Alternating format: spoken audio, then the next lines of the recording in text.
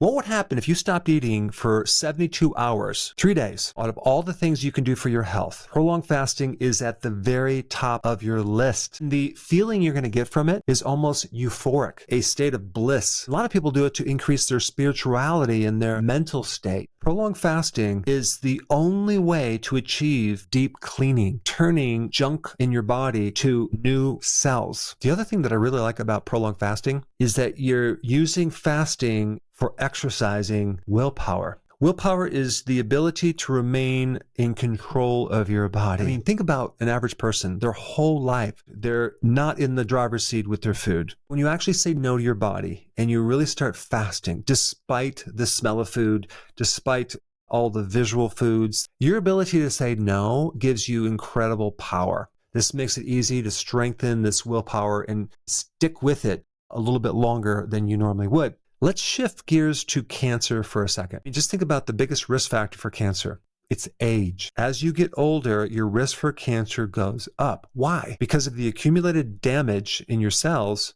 Plus, as you age, you get more inflammation. You get less oxygen. Cancer tends to grow into areas of inflammation and low oxygen. Fasting is the most potent thing to reduce inflammation. There is some data to show that cancer cells can live on sugar, certain amino acids, as well as ketones, but not the ketones that come from fasting. Ketones are not just about an alternative fuel. They help your brain. Your brain prefers them. Ketones activate genes that extend your life. If you do regular prolonged fasting, I really believe that you can totally prevent getting cancer. This is why I recommend doing a 72-hour fast every single month. Prolonged fasting will also take insulin and really bring that way down. If we can keep that hormone low, your body can't grow a tumor. It's in a recycling, cleaning, cleansing mode. If we increase more oxygen, we can also reduce the risk of cancer, and that would be exercise, right? So this is why it's so important to also, while you're doing this prolonged fasting,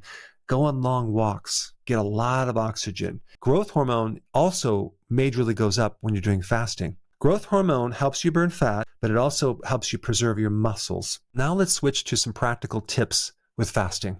1 or 2 days before the fast, you want to increase your fat to make it really easy to transition from glucose to actual burning fat. You also want to be doing intermittent fasting for a while before you try a prolonged fast. The other thing that's really important is electrolytes. I'm talking about potassium, magnesium, and sodium chloride in the form of sea salts. Supplements, and especially electrolytes, will not break your fast. One of the biggest problems with people that do prolonged fasting and don't feel very good is they're not having enough sea salt. And so they get keto flu, cramps, weakness in the muscle. How do you get this sea salt when you're fasting if you're not eating anything? You're going to have to take 1 to 1.5 to even 2 teaspoons of sea salt. Take a little bit and dissolve it in water. I might add lemon to it. I might also add sea salt to my coffee. The other really important thing is once you're done with this fast, when you transition into a meal,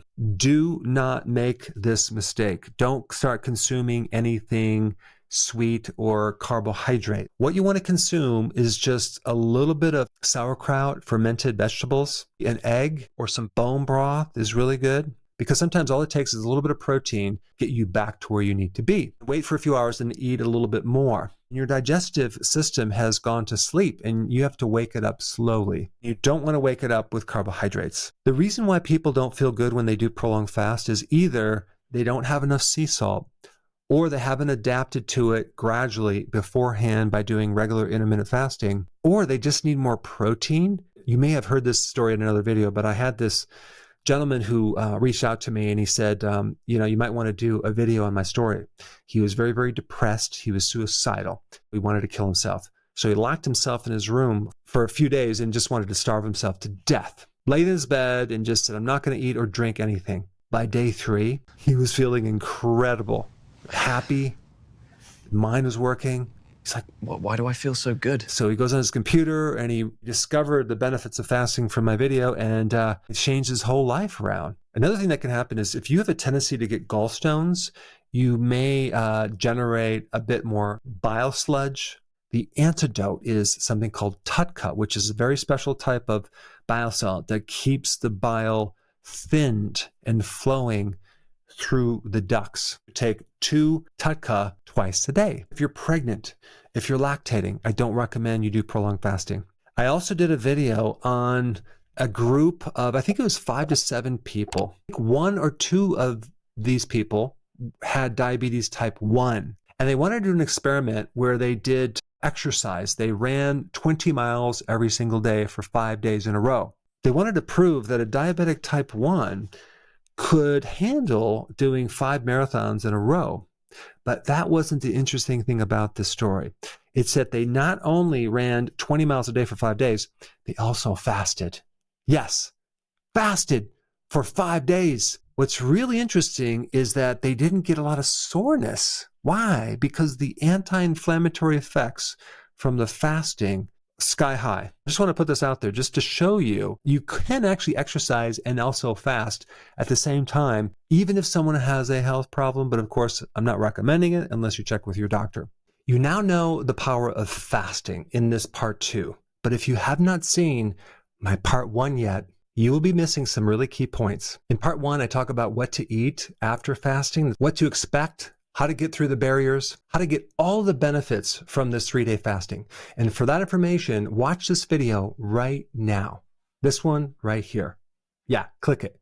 That one. You got it.